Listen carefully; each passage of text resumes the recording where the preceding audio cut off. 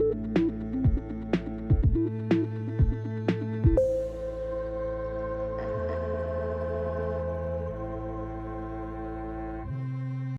guys, welcome back to releasethecraftin, and welcome back to another day of Fanguary. That is rtcfanguary with a hashtag up front. I forgot that part.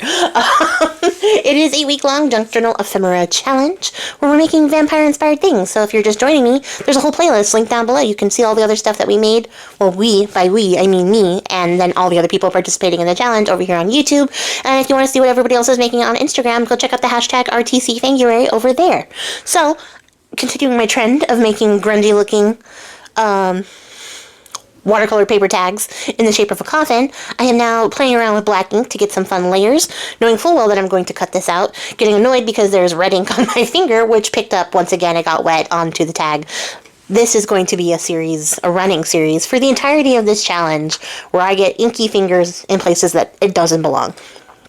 At any rate, I want to build up the layers and the levels of black here, so every layer gets subsequently, words are really hard, subsequently darker as I'm going through, because the water is being absorbed by the paper every time I tap it down, and we're left with the pigment behind getting built up as it goes on top of the other layers. So we get a really fun, interesting, modelly effect, which is slightly enhanced by the red I unintentionally added to this whole project. And now I have this coffin die that is not a perfect match for my coffin cutout, so you'll watch me fuss over that for a minute as I try to get it as aligned as it possibly can be.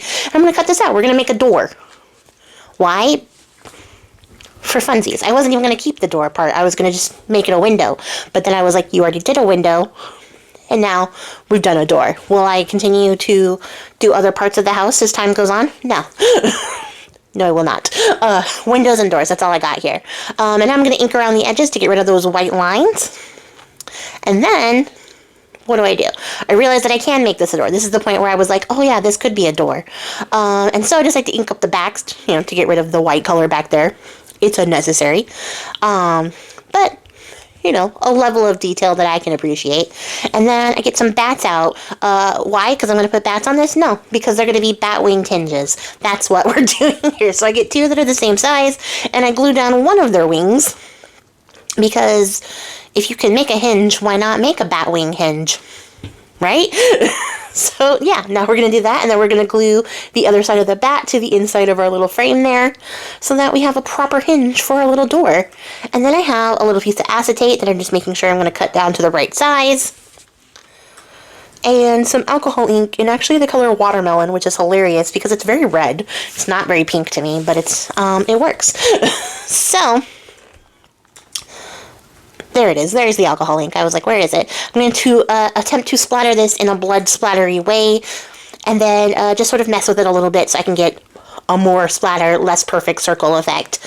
And then off camera, I'm going to dry it with my heat tool. You have to be very careful when heat drying acetate, because it will shrink and warp as you dry it. I warped mine just a little tiny bit with impatience, but if you do it from a distance, you can dry up your alcohol ink rather quickly. Do not breathe the fumes. It's not good for you.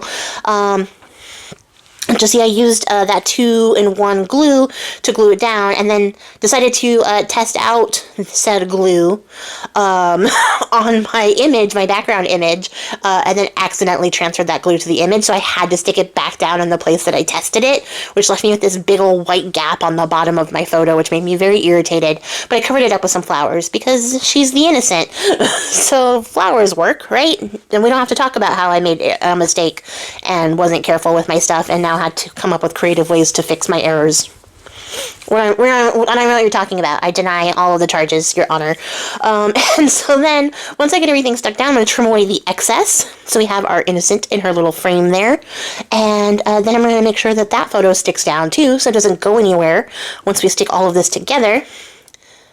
And then I decided that the front needed a little more razzle-dazzle, but not too much, because the inside is the vibe. And you might be thinking, this is a coffin, and you've made a door. Have you made a coffin door? And it seems like I have. Especially with this little last bit of embellishment. I decided to add some silver around the edges just to sort of make them pop a little and stand out. And then I added some red wax to this black flower.